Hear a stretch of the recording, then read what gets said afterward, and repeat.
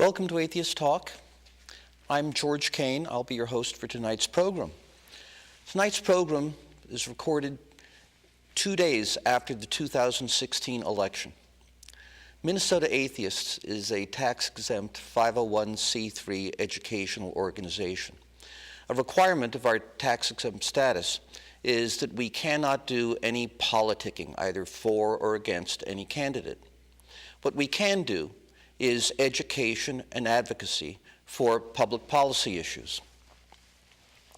Now, for Minnesota Atheists, that's really a very narrow range of advocacy. We do not have positions on a lot of the major issues in the last election. We do not have policy positions on tax policy, on trade negotiations, or on email servers. But these are all issues in which atheists can disagree in good conscience. Nevertheless, we do have a strong and clear political identity. That identity is that we are absolutists with regard to the first two clauses of the First Amendment of the United States Constitution. Congress shall make no law respecting an establishment of religion or restricting the free exercise thereof.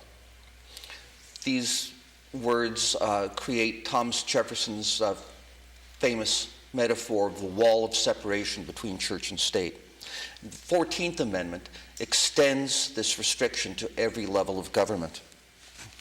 The Establishment Clause is of particular importance to us. It means much more than just that government may not declare any particular denomination to be the Church of the United States. It means that government may not prescribe religious orthodoxy to its citizens. In order to do this, government must remain neutral between religions. So government in pursuit of this must not favor one denomination over any other denomination, nor favor religion over irreligion. Nor can it oppose one particular religion. Nor may it oppose one, right?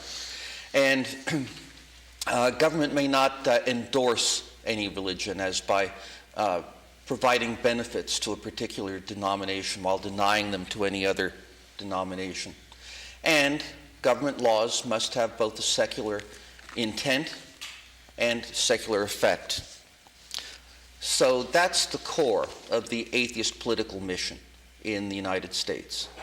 But it's not all there is to it, and that's because there are some political issues that are dominated by religious discourse and especially religious dogma.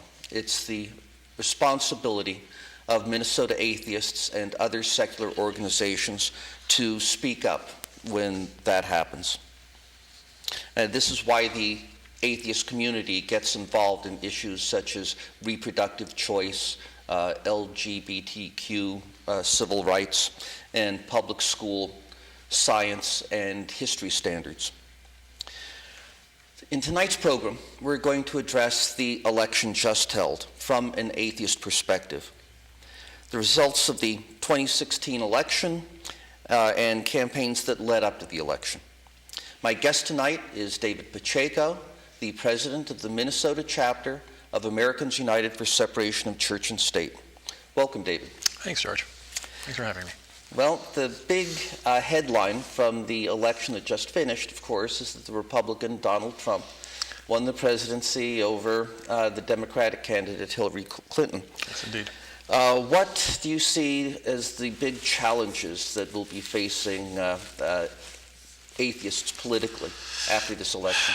Well, a lot of them have to do with the issues that you've raised. The President-elect Trump has declared during the course of his candidacy opposition to a lot of the positions that American Atheists, Minnesota Atheists support, and obviously Americans United for Separation of Church and State support. There have been issues about, as an example, same-sex marriage. Trump has declared that he intends to put people on the Supreme Court that will tear down the Obergefell ruling, which is what made same-sex marriage legal in all 50 states.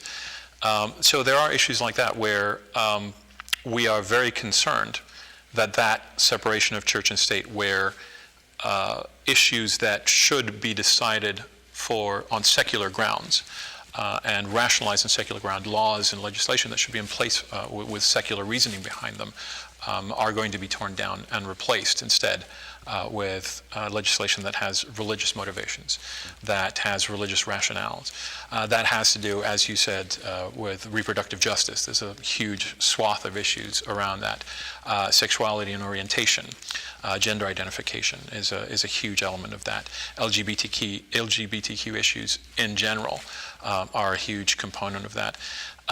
So we're very concerned that this signals a change from a Republican-controlled Congress and a Republican in the White House who has declared that this is the direction that they want to take things. So there's issue after issue after issue that come up, and one of them is amendments to tax code, amendments to laws. Things like the Johnson Amendment is a very interesting one, which is the amendment actually under which American Atheists, Minnesota Atheists, and Americans United for Separation of Church and State work with regards to our tax-exempt status. So the Johnson Amendment was a change in the tax code that came about in 1954, which prohibits the activities that you're actually talking about, tax-exempt organizations from endorsing and opposing political candidates. There have been several groups, including groups like the ADF, the Alliance Defending Freedom, which for years now have opposed the Johnson Amendment. And every election season they promote what's called politics from the pulpit, meaning having churches, leaders of churches who are tax-exempt organizations, 501c3s, to stand up at the pulpit and declare support or opposition to particular candidates. We've seen those things happen in 2008, 2012, and now in 2016. But the biggest problem in 2016 is that we had a candidate and now a president-elect who has called directly for the repeal of the Johnson Amendment. And that has encouraged a lot of people who are leading churches and who should know better to take positions. And there was an example of a church in San Diego, a Catholic church in San Diego, which put out a flyer that specifically said it is a mortal sin to vote Democrat. They specifically mentioned the party. And 2 weeks later, they had a second flyer which mentioned the Democratic candidate, Hillary Clinton, by name, and claimed that she was under the influence of Satan. Literally the text of this flyer. Their pastor has admitted on several occasions that he has told churchgoers that they will go to hell if they vote Democrat. And he did have an explanation. He said the flyer was written by an outside group and that he hadn't reviewed the contents. But his position was that it shouldn't have been released to the public rather than it shouldn't have said what it said. It's very concerning that people are encouraged to take these actions. Could we explore that for just a little bit? That it's the responsibility of the Internal Revenue Service, yes, that if there's a violation of this Johnson Amendment, to respond by withdrawing the tax-exempt status. Correct. And there was a suit a few years ago in which the IRS was attempting to do this, and it was ruled not that there's any problem with the Johnson Amendment, but that there was something wrong with the Internal Revenue Service structure, that yes, they required a certain level of approval for pursuing these actions. There was a named position in the internal procedural IRS rules that said this is the position that is supposed to make that declaration, that announcement of removing somebody's tax-exempt status. And unfortunately, due to a reorganization within the IRS, the name of that position had changed. The responsibilities had moved around a little bit, but so the name of the person who made that decision, the role, the title that they had was slightly different. And so there was a lawsuit brought that said, there is nobody currently serving this role who can make this decision. So you, IRS, cannot make these decisions. The IRS has dragged their feet quite a bit on resolving this issue. And to be honest, they never did a fantastic job even before that. There was only one church back in the early 90s, I believe, was the last one that actually lost their tax-exempt status. But they have been dragging their feet in resolving this. The Americans United actually has a sent a letter and is proposing a lawsuit to force the IRS to take action because they really have not done anything to that. I honestly don't feel that now, with a president that is supporting the complete repeal of the Johnson Amendment, that is really going to go anywhere with the IRS anyway. So that's a huge concern, because it does then delay any kind of resolution of that particular stumbling block to remove tax-exempt statuses from 501c3s that break the rules, which puts a huge hamper on everything and encourages people who are currently flouting the law to continue to do so. They will have no real incentive there's no threat that they're acting under that they might have their tax-exempt status removed for years and years and years, if at all. And it would be very difficult to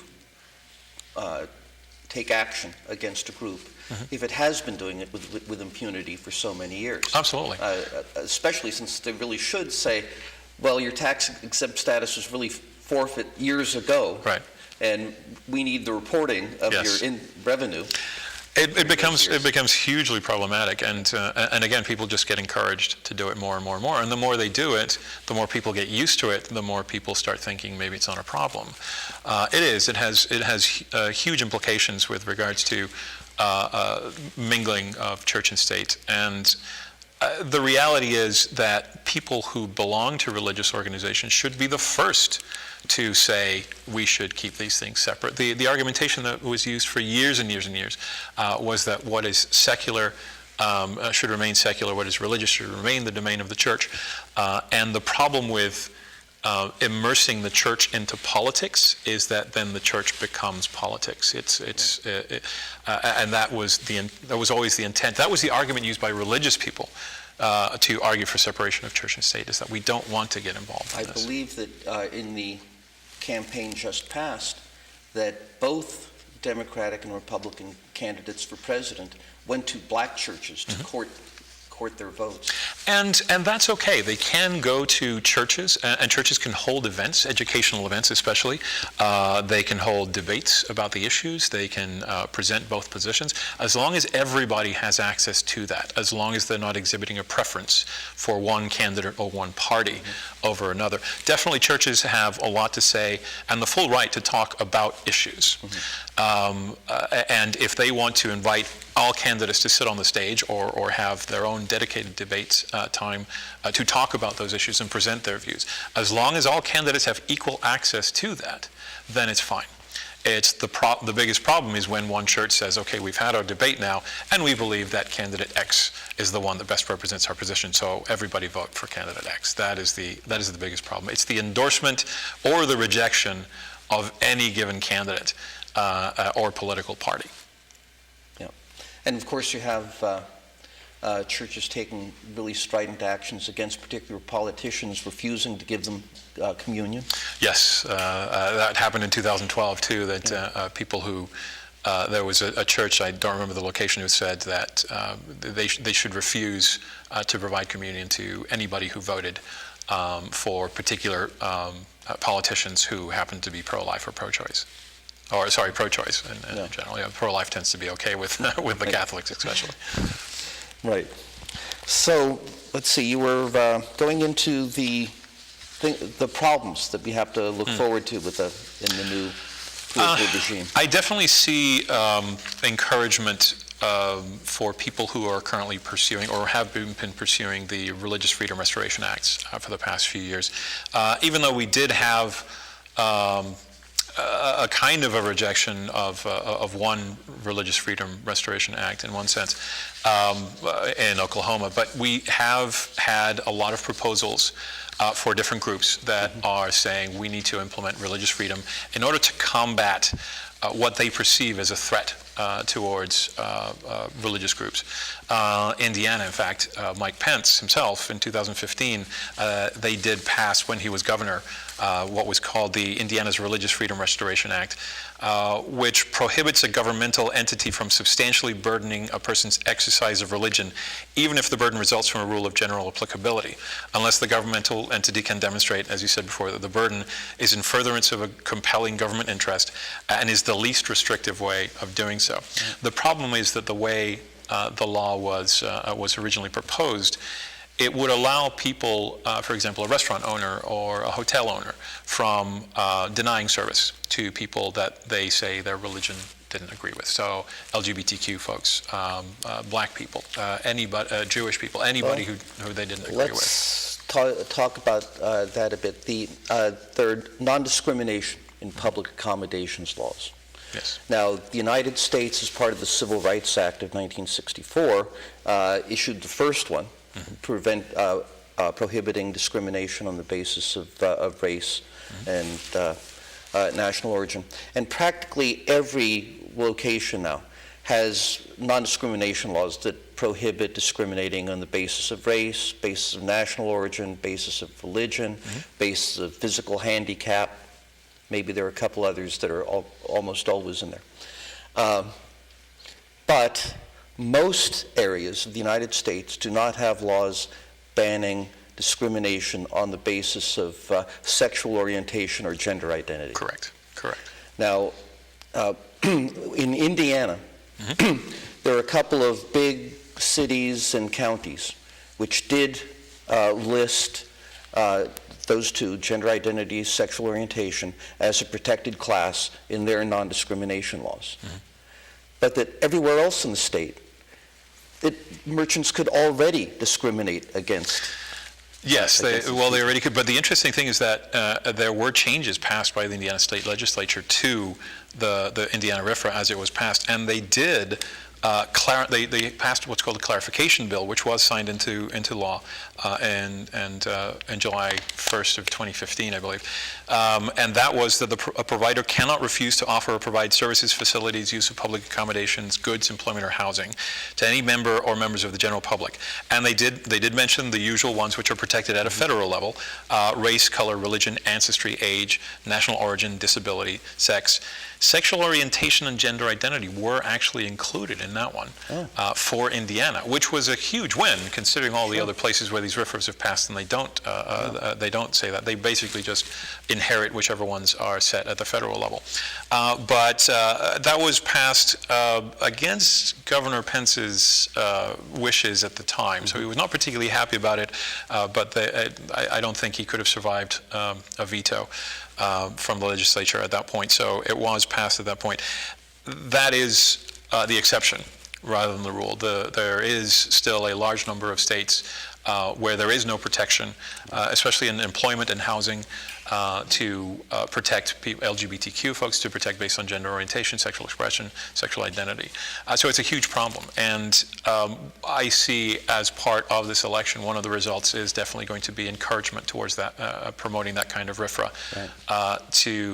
without the protections for gender identity, sexual orientation, and expression. I think we're going to see eroding of that separation and encouragement of discrimination based on religious beliefs. I think we're going to see a lot of that. Yeah, I think it's part of the campaign. The reason they give for enacting a state RFRA, they're encouraging merchants to discriminate against same-sex marriages. Bakers and people making a cake for a same-sex marriage is probably one of the more well-known situations that we've had recently, or a florist who says, I refuse to participate in the same-sex marriage. Even if they don't obviously have to be present, they don't actually participate in the event itself, but they don't want to even provide baked goods and flowers for those types of events. And so far, the rulings have been generally positive in the states that do offer those kind of protections. But in the states that don't, I'm not encouraged for the next few years as to whether those protections are going to increase in any way. Okay. What other concerns do we have? Well, I have a huge concern about the attitude, the differences in attitudes between the two vice presidential candidates. And obviously, Mike Pence, Indiana governor, had a long history of anti-LGBTQ animus. And I think that was pretty clear during the vice presidential debates. The very last question, even though the entire debate seemed to be 90 minutes of just talking points back and forth and really pre-scripted lines and zingers. But the final question was the most interesting one, because I think it really brought honest comments out and kind of off the cuff to a large degree, and it was about faith and public service. And Tim Kaine had a really interesting answer, because his answer definitely was the closest to the separation answer that we've heard from a politician at that level in quite some time. He's obviously a Catholic. He is opposed to the death penalty, but he was a governor of a state where the death penalty was legal. And he had to very much take that into account and say, I have a religion, but I also am a supporter of the laws, and my job is to support the existing laws as they exist. Mm-hmm. My job is not to impose my religion on other people, which is entirely the position that Americans United takes, that Minnesota's United, Minnesota Atheists and American Atheists take, is to say, you were elected. Governor Kane at the time said it was very hard for him to allow those executions to go forward, but in circumstances that he did not feel that there was a case for clemency, he told Virginia voters that he would uphold the law, and he did exactly that. Governor Pence's position was definitely not along those lines, and he has demonstrated that in his time as governor as well, where he has definitely promoted legislation that restricts abortion, that restricts LGBTQ rights. Mm-hmm. He signed into law a law that would fine people even for applying for a same-sex marriage license. So there's definitely an attitude of allowing your religion to override the laws as they exist in the state, to allow your conscience as a religious person to override the secular laws that are in place, which is very problematic. And it reflects, too, differences in the platforms of the two parties. Absolutely. That the Democratic platform never says anything negative about religion, but in justifying its positions, it generally uses consequential reasoning with respect to effective laws in people's lives. Whereas the Republican platform is very heavily laden with God language. Yes. Well, and the Democratic platform in 2016 is actually the first time that any Democratic party, any political party, Republican or Democrat, has taken the official position of repealing the Hyde Amendment. So Trump and Pence and Kane are all supporters of the Hyde Amendment, and the Hyde Amendment is the rider that's attached to finance bills and spending bills that says none of this money, specifically money directed towards health and human services, none of it can be used to fund abortions, except in some very specific cases of incest and rape. And that has been around, the Hyde Amendment has been around since 1976 or so. The Democratic Party platform this year explicitly called for a repeal of the Hyde Amendment, which is the first time it's ever happened. Clinton does not support the Hyde Amendment. Trump, Pence, and Kane definitely support it. Governor Pence and Governor Kane do so because of their Catholic beliefs. But at the same time, that's the biggest difference, is to say, do you oppose it, but you will allow it to remain in place because it's law? Do you oppose it, but not allow your religious considerations to impose themselves on other people? David, we have just a few minutes left, and I want to give you a chance to talk about some races around the country. Yes. So we did have quite a few atheists, agnostic people, humanists, freethinkers running for candidates this year, which was quite nice. We had candidates in Arizona, California, Colorado, Florida, Oregon, Maryland, Missouri, right next door in Wisconsin, Washington, Vermont, Tennessee, New Hampshire, Missouri. We did have some winners. We had quite a few losers, unfortunately. But we had 27 candidates for state Congress or state legislatures, as well as federal state legislatures that were recognized by the Secular Coalition for America as identifying as secular humanists or freethinkers or atheists or agnostic. Including in Wisconsin, we had Melissa Sargent. She was seeking re-election to the Wisconsin State Assembly, District 48. She identifies as an agnostic, serving her second term. She was elected initially back in 2012. Now, the environment in Wisconsin is not particularly positive for non-religious folks under Governor Scott Walker and a Republican-controlled Assembly and Senate. But she has been a very strong voice. Of course, in the corner of Madison, it's pretty good. Yes, well, that's true. But we do have several other ones. We had State Senator Jamie Raskin, who's from Maryland. He was a state senator and seeking election to the U.S. House of Representatives in Maryland's 8th Congressional District, lifetime member of the American Humanist Association, and one of the leading advocates for separation of church and state, a very strong character. We had State Senator Ernie Chambers, who's in Nebraska. He was seeking re-election for the 11th State Senate District. And he is a hero, honestly, in the secular movement because he, in 1983, participated in a Supreme Court case, the Marsh versus Chambers, and that was to end state-supported chaplain legislative prayers. He was given the American Humanist Association's Lifetime Achievement Award at their 75th anniversary conference. So, huge heroes. We had 8 people in the state of Arizona who were running as secular, non-religious, free-thinkers, humanists. Only 3 of them won, but still, to have 8 people in a state like Arizona was pretty nice. Only one in California this year. That was kind of a surprise. Perrin Swaland in California's 34th State Assembly District. Unfortunately, he did lose. Yeah. Every few years, Gallup does a periodic poll of the American population of different groups. Would you be willing to consider voting for one of these people? And of course, atheist is one of those groups. Yep. When they did this the first time in 1958, only 18% of the public said they would consider voting for an atheist. Yes. And now that's up to 58%. Which is a huge improvement. Yes. Well, and we have to remember there's still 7 states in the United States that actually have in their constitution or in their laws prohibitions against atheists or non-religious people. Even though that's directly in violation of the absolutely, yeah. It would not survive any sort of challenge, but you've got Arkansas, Maryland, Mississippi, North Carolina, South Carolina, Tennessee, and Texas. They still have laws on their books. Now, a lot of these laws stay around because it's hard to get them off, but absolutely unconstitutional on their face. We've got less than a minute, David. And I did want to say that the future for secularism is not all negative because we are growing all the time. We've never had so many activist organizations fighting for secular government. And that includes locally Minnesota Atheists.